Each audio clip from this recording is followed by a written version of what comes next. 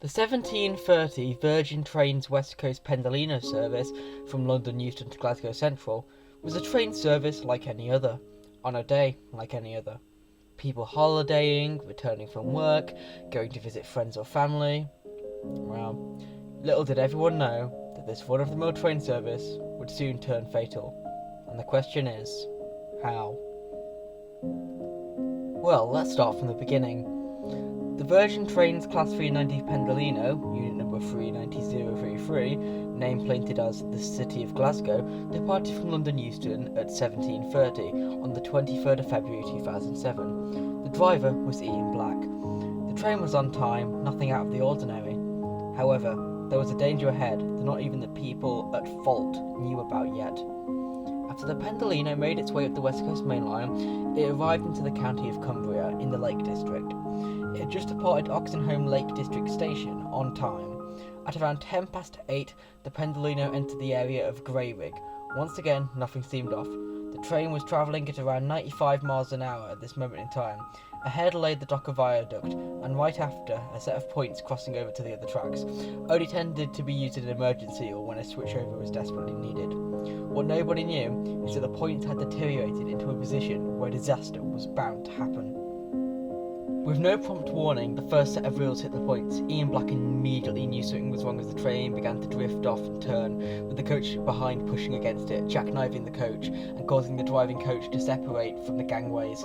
Ian Black put the train to emergency, but it wouldn't amount to much. The coaches behind Coach B suffered a similar situation, pushing against each other, jackknifing and causing the front driving coach to roll down an embankment with the other coach falling, leaving Coach A overturned and coaches B, C, D and E on their side, with coaches F, H and J being slightly on an angle and Coach K only being slightly off the tracks. The overhead wires were also brought down with the train with the pantograph, which had isolated the wires when they were separated. This happened at night and in the ends of winter, so these old Cumbrian fields were extremely muddy and emergency services struggled to arrive. The 105 passengers and 4 train crews situation was still unknown. Emergency services rushed to the scene despite the muddy and dark conditions. Up to 500 rescue helicopters attended the scene, along with at least 12 ambulances and at least 5 fire engines, 3 Royal Air Force Sea King search and rescue helicopters, the International Rescue Corps, plus RAF Leeming Mountain Rescue Team and 1 Merseyside Police helicopter.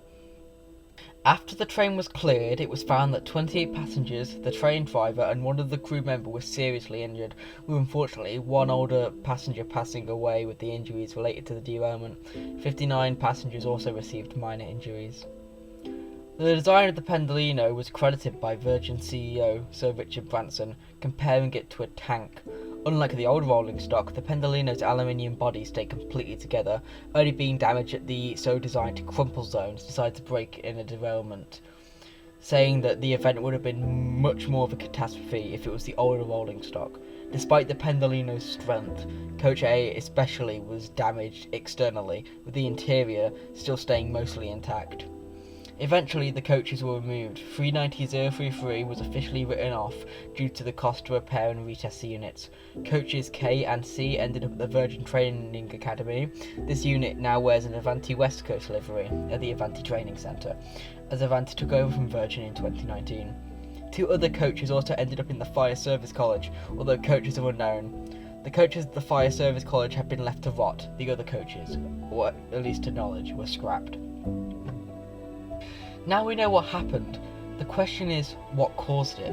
How does a modern intercity train manage to derail like this in this new and modern world? Well, maybe take a look at the company that oversees all the rail infrastructure in the UK, Network Rail. The set of points in question, like all others, were managed by Network Rail, and one may ask how it got so deteriorated to the point of causing a derailment. Well, to begin, the points were installed incorrectly. Mix that with corroding lock and stretcher bars, and the situation became true. Network Rail was supposed to do an inspection on these points on the 18th of February 2007, 5 days before the derailment. The inspection was missed. Network Rail was then fined £4 million for missing out essential safety works and their negligence causing the incident. So, how do we prevent such an awful event from occurring again? Well, inspect the points. If Network Rail had done their part of the job, this whole incident would have been avoided.